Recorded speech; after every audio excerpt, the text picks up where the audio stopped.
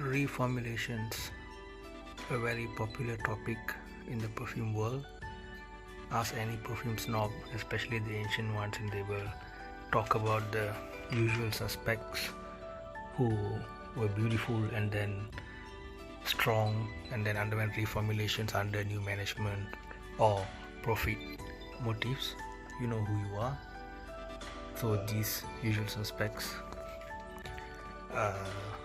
have become a kind of nostalgic blabbering among the old-time perfume aficionados.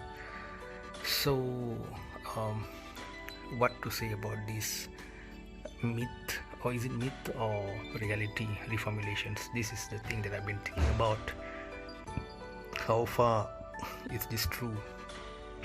Well, every company has a profit motive, and of course, they would still have to balance this desire for profit with quality product. If they were to dilute perfumes which smell too mild, this might eventually cause them to lose customers, right? So, what is the truth behind this? Well, some perfumes genuinely, due to regulations or circumstances of raw materials, have to be reformulated. That sounds reasonable.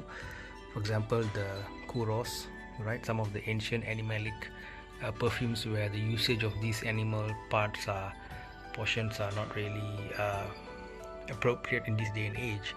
So they have no choice but to replace them. So that lead to what we call inevitable reformulations.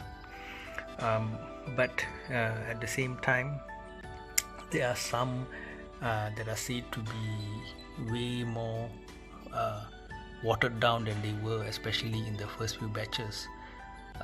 So how far is this true? Well, if we were to believe the old timers, it is very obvious. However, recently I had a bit of a question on that, because I noticed that, let's say that day you spray the perfume, right? And then the environment is very cold. You have a nose block somewhat, maybe not so severe that you're having a flu, but some nose block maybe. Would that change the amount of smell that comes through to you? So how much of this change in smell is due to your own nose? All right, maybe you had some flu early on, or maybe if you have a COVID, it's anosmia. That's another whole other story, right, guys? And maybe you smell something strong, you pass some sewer or what, and then you pinch your nose or whatever. It can be a million reasons why. You are a human being, right? Your nose is an organ, right? It's a living organ. So it can give some differing result, although objectively the perfume is made to smell as either it's really same or maybe with some very mild reformulations. So all that I want to bring to your attention is the fact that before shouting reformulations, dilutions, you should also consider the fact that there are so many factors that can cause such a thing to happen. So if you ask what is the solution, rather than whining and complaining about it, the best thing to do is to go to the shop to smell the perfumes you have. Do not blind buy.